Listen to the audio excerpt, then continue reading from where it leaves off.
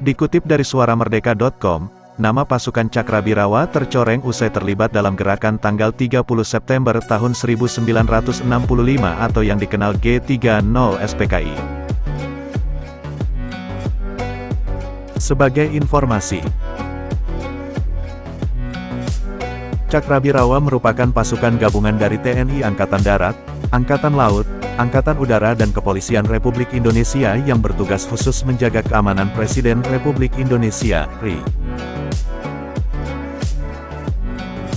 Dalam peristiwa itu, pasukan Cakrabirawa mendapat perintah menangkap hidup atau mati para perwira Angkatan Darat yang dianggap tidak loyal kepada Presiden lewat isu Dewan Jenderal.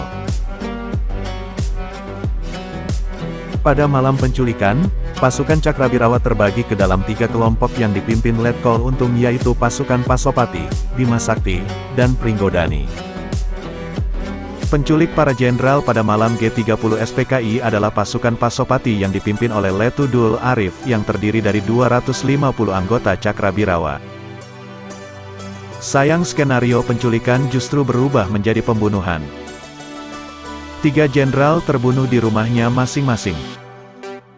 Mereka adalah Jenderal Ahmad Yani, Jenderal DI Panjaitan, dan Jenderal MT Haryono.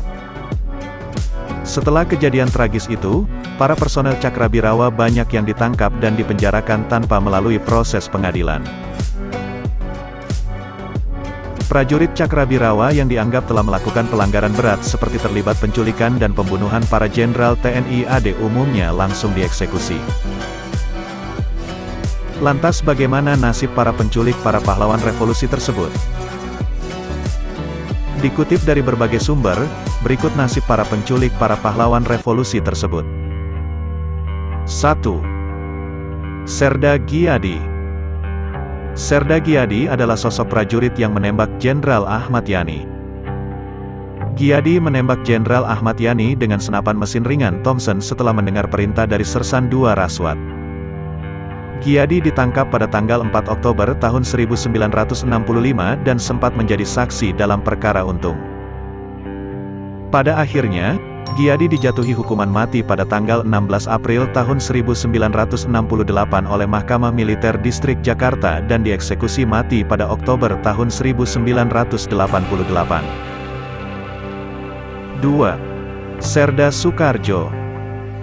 Serda Sukarjo ialah sosok yang memimpin pasukan di rumah Jenderal DI Panjaitan. Setelah berganti seragam dinasnya, Jenderal DI Panjaitan menuju ke halaman rumah, lalu dipukul dan ditembak oleh pasukan hingga meninggal. 3. Sersan Mayor Surono. Sersan Mayor Surono adalah komandan penculikan Jenderal Sutoyo Siswomiharjo. Surono ditangkap pada tanggal 8 Oktober tahun 1965. 5 tahun kemudian ia dijatuhi hukuman mati oleh Mahkamah Militer Distrik Jakarta. 4. Sersan Kepala Solaiman dan Rohayan. Sersan Kepala, Serkat Solaiman adalah komandan penculikan Maijen R. Suprapto. Sementara Rohayan menjadi eksekutor. Solaiman ditangkap pada tanggal 5 Oktober tahun 1965 ketika Mayor Jenderal Suprapto dan perwira Angkatan Darat lainnya dikebumikan di Taman Makam Kalibata. Solaiman dijatuhi hukuman mati pada November tahun 1969 oleh Mahkamah Militer Distrik Jakarta. Sementara Rohayan berasal dari Angkatan Udara. Ia ditangkap pada tanggal 5 Oktober tahun 1965 dan dijatuhi hukuman mati oleh Mahkamah Militer Distrik Bandung pada tanggal 8 November tahun 1969. 5. Sersan Satar. Sersan Satar adalah komandan penculikan Jenderal Suwondo Parman. Satar dijatuhi hukuman mati pada tanggal 29 April tahun 1971 oleh Mahkamah Militer Distrik Jakarta. 6. Serda Bungkus. Serda Bungkus adalah penembak Jenderal MT Haryono.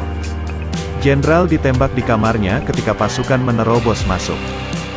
Jasad Jenderal MT Haryono lalu diseret dan diangkut menggunakan truk menuju sumur lubang buaya. Usai kejadian itu, Bungkus harus mendekam selama 33 tahun dalam tahanan Orde Baru. Dibanding rekannya yang banyak berakhir diregu tembak, nasib Serda Bungkus lebih beruntung. Ia dibebaskan pada tahun 1999. Bungkus baru dibebaskan ketika Soeharto tumbang.